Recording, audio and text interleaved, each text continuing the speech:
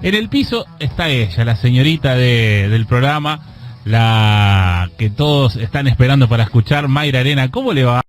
Buen día. ¿Cómo le va? Muy buenos días. Estoy que no puedo caminar por el piso de los nervios que tengo, así que me vas a tener que tener un montón de paciencia.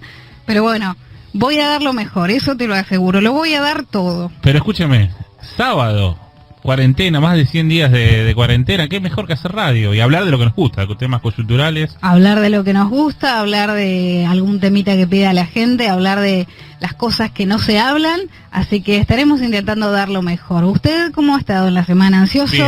Bien. ¿Practicó? Usted tiene más cancha, ¿no? Siempre digo que no voy a terapia porque mi terapia es hacer radio.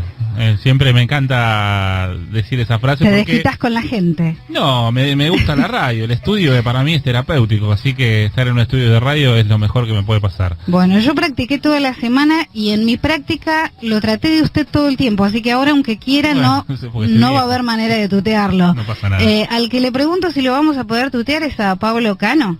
¿Está ahí? Hola, Pablo.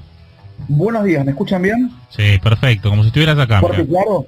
Mira, atención, por favor. ¿Vos sos Mayra Arena? Yo soy Mayra Arena.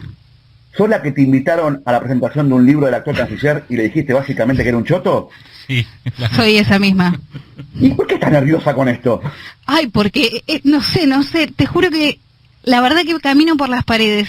Acá está de testigo el compañero Maxi y la producción. Están tratando de levantarme como pueden, pero no lo sé, qué sé yo. Hoy se lo dediqué a mis vecinos, que son como mis padrinos del alma. No sé, esto es un laburo que siempre quise tener, pero en este momento la verdad es que no, se me vino todo encima. No me salen ni siquiera las palabras. Sobreviví a la primera hora. Vamos a ver si sobrevivo a la segunda. No, pero ¿por qué? No, bueno, ahora me la sube el invitado que vamos a tener. Sí, vamos a tratar de conectarnos con Felipe Piña, porque el pasado 1 de julio se cumplieron 46 años de la muerte del general Perón. Bueno, ¿quién mejor para hablar de la historia de quién fue Perón como Felipe, Perón joven? Peronismo genera también, o todo es culpa de Perón, o mis amigos, por ejemplo, todo lo inventó Perón. Sí. O sea, el peronismo despierta pasiones que otros movimientos políticos no han logrado despertar, y la verdad es que es algo que te guste o no te guste, o te guste más o un poco menos, lo que generó el peronismo en Argentina es algo que se estudia en universidades de todo el mundo, así que me encantaría, espero que podamos poder preguntarle al señor Piña cuál es su opinión al respecto. Y es lo que define, me parece, a la Argentina, al argentino en general, porque las pasiones no están solamente en el peronismo, están en todos los ámbitos. ¿Qué cosas pensás? Sociales. Por ejemplo, yo también, algo que me permite ver frente a qué separa una persona es, por ejemplo, cómo le dice al Diego. Si le dicen Diego o Maradona. No digo que haya que decirle de una o de la otra, pero yo creo que puedes concluir un par de cositas viendo si le dice Diego Maradona. Hay varias cosas que el argentinómetro te permiten. El argentinómetro mío pasa por el Diego muchas veces en muchas cuestiones. Bueno, con el peronismo también me pasa, no sé, por el asado, por eso me cuesta a mí un poquito entender el tema del veganismo. No sé por dónde les pasa a usted, señor Cano. Sí. Tenemos a Piña. Sí, lo tenemos ahora. Primero sí, lo primero. Lo tenemos a Felipe, decía que no necesita presentación, ya lo conocemos todos, lo admiramos todos a Felipe Piña. ¿Cómo te va, Felipe? Te saluda Maxi Diluvio aquí en Radio del Plata. ¿Qué tal? ¿Cómo les va? Buen día, ¿cómo andan? Bien, costó comunicarnos, ¿no? Estábamos con las líneas. Sí, yo los escucho medio mal, no sé ustedes. A ver, ahora vamos a tratar de subirte un poco el retorno, a ver cómo nos escuchás. Y preguntarte, ¿no? ¿Cómo estás llevando la cuarentena? Más de 100 días de esta cuarentena, ¿cómo la estás llevando vos? Y si te enganchaste con otra cosa que no sea la historia.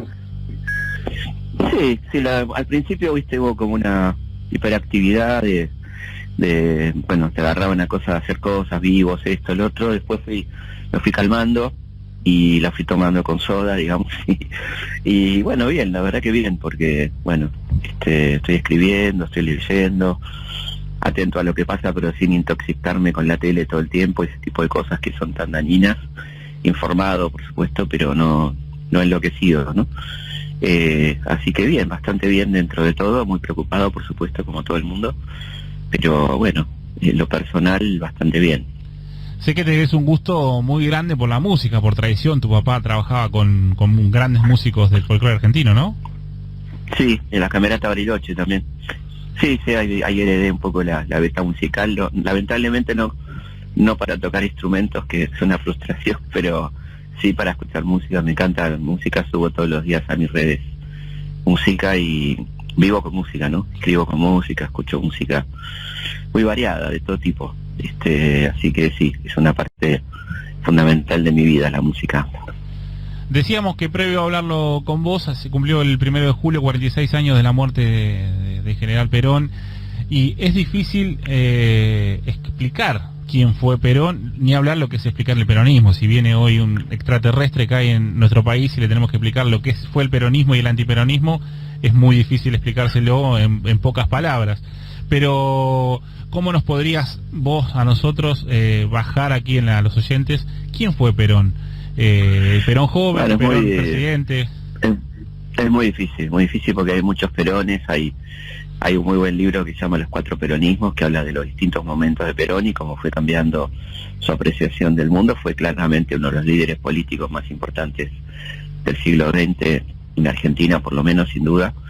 Creador de un movimiento muy original, digamos, que tomaba elementos muy diversos de otras corrientes políticas, en un momento del mundo muy particular, que fue el fin de la guerra, ¿no? El fin de la Segunda Guerra Mundial, que marcaba un alineamiento muy claro de Occidente con Estados Unidos y el resto de los países, algunos con la Unión Soviética, y Perón eligió una posición distinta. Empezamos la tercera posición, que no le resultó fácil sostenerla, por supuesto, y con un modelo productivo, modelo que tenía que se entendía de desarrollo interno y de consolidación del mercado interno, que se pudo concretar bastante, digamos. No hacía falta más tiempo, evidentemente, y las condiciones no eran fáciles. Habían mercados cerrados, un boicot muy fuerte de los Estados Unidos, etcétera.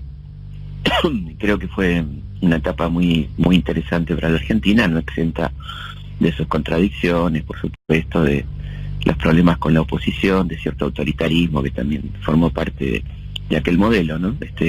Es todo eso. A mí me molesta mucho cuando se recorta, ¿no? Cuando se habla solamente de los aspectos positivos o solamente de los aspectos negativos, que claramente eso no es hacer historia, ¿no? Pero bueno, por supuesto, una figura enorme de la política argentina que trasciende, y bueno, y seguimos, se sigue hablando de él, y de hecho su movimiento está en el gobierno en este momento, ¿no? Me das pie cuando decís que se recorta.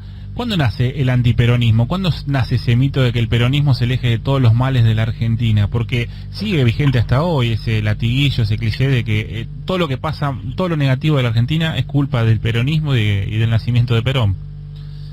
Yo creo que es previo al peronismo, esa concepción elitista,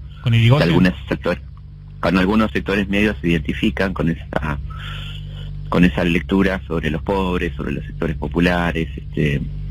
O sea, yo diría que el gorilismo es previo al peronismo de alguna manera, pero por supuesto con el peronismo encuentra una excusa perfecta, porque es un movimiento que se identifica claramente con los sectores populares y los sectores populares con él. Entonces era fácil poner todo el odio de clase en un movimiento, en dos personas como fueron Perón y Evita, y a partir de entonces efectivamente todos los males de la Argentina están ahí, no en las dictaduras, no en los gobiernos calamitosos que tuvimos después, sino solamente en el peronismo, que incluso, bueno, se cometen en ridiculeces como decir 70 años de peronismo, ¿no? Que como si la Argentina hubiera sido gobernada por el peronismo durante 70 años, lo cual es desconocer la historia y pasar por alto la dictadura Onganía, la Libertadora, bueno, montones de gobiernos que transcurrieron en los 70 años, que no tuvieron el peronismo estuvo proscripto, nada. Felipe, estuvo proscripto 18 ¿Cómo? Años, ¿no? El peronismo.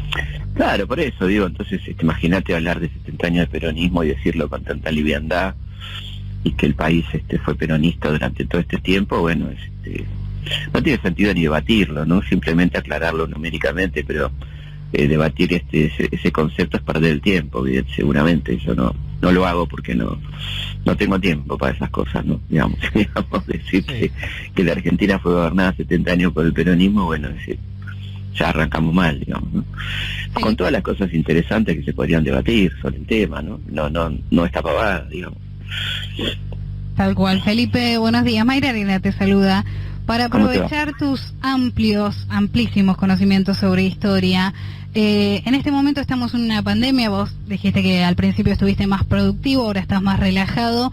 ¿Tuvimos alguna vez algo parecido? ¿La Argentina se había enfrentado alguna vez a cuarentena, aislamiento, algo similar a lo que estamos viviendo? No, para nada.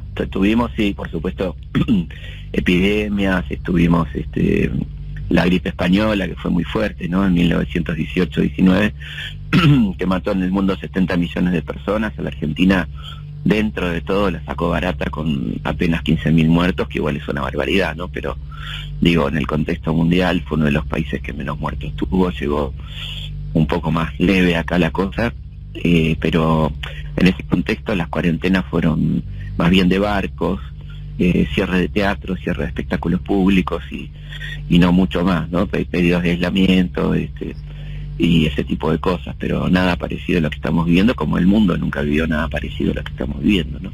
El mundo vivió decenas, y si nos remontamos a la antigüedad, de ahí para acá, centenares de pestes, epidemias, pandemias, pero nada como esto, en el sentido de que es absolutamente mundial, universal. No hay prácticamente lugar que no esté afectado por esto, y además el tema del aislamiento, que es algo bastante original, ¿no es cierto?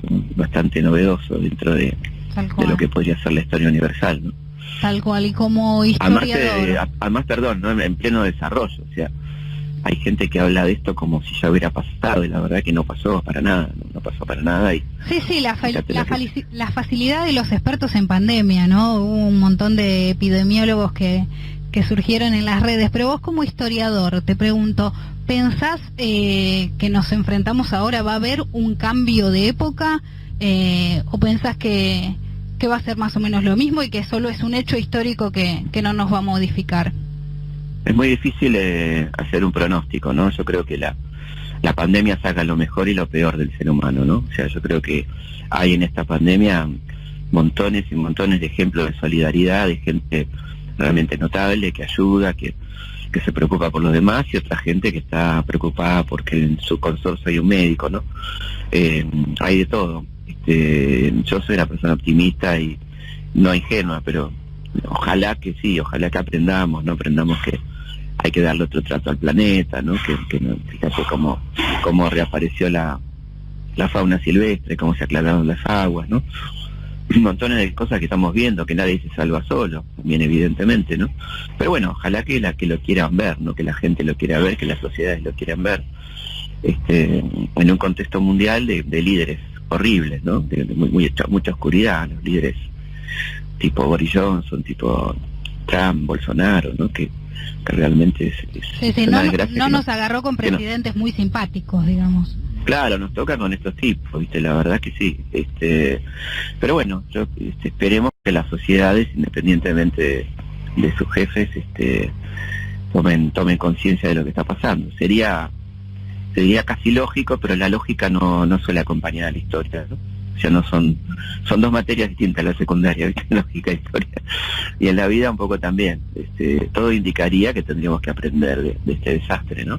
Pero no hay ninguna garantía de que sea así. Pablo, te escucha Felipe Piña.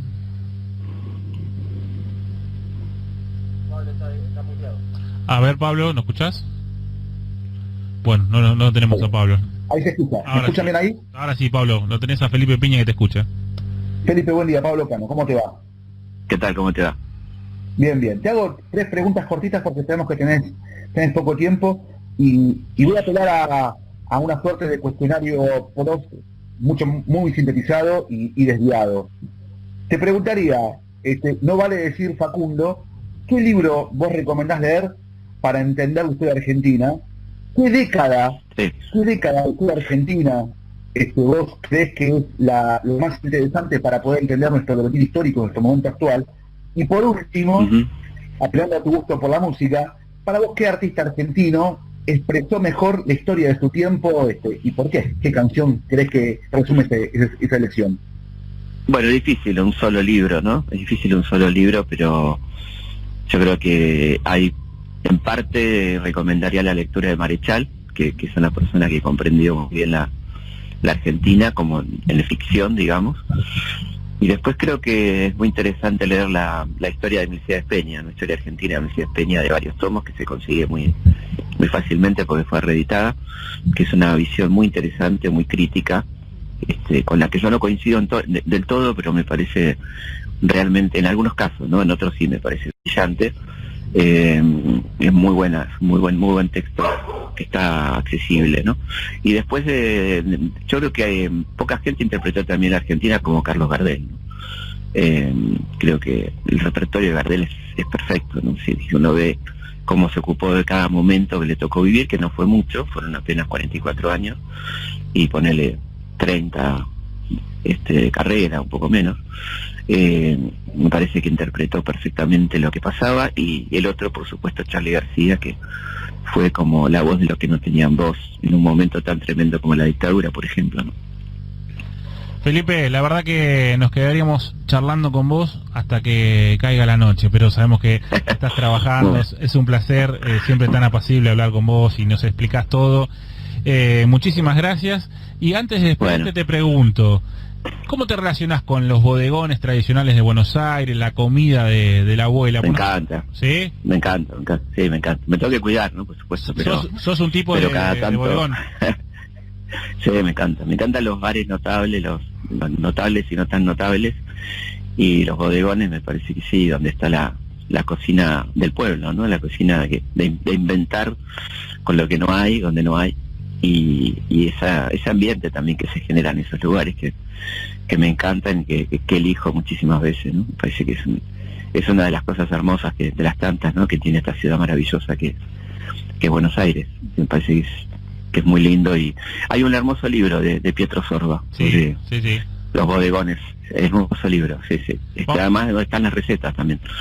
Por eso vamos a tener en el último bloque, todos los sábados vamos a tener el bloque del Antigourmet, que es un movimiento de amigos que van a se sientan en los bodegones y se enseñan. Sí, los conozco, está muy bueno lo que hacen. Muy bueno lo que hacen. Uno de los fundadores va a estar acá con nosotros hablando. Gracias, Felipe, le vamos a seguir molestando. Un abrazo muy grande. Abrazo grande. Bueno, salud para todos. Abrazo grande. Qué lujo, ¿no? Poder hablar con Felipe en este primer programa de sábado, y tenemos para hacerle 2 millones de preguntas, pero bueno. Pero la calma con la que explica y la humildad con la que explica, la humildad de los que saben un montón. Ha sido maravilloso tenerlo aunque sea por teléfono. Redes, nuestra vía de comunicación en WhatsApp,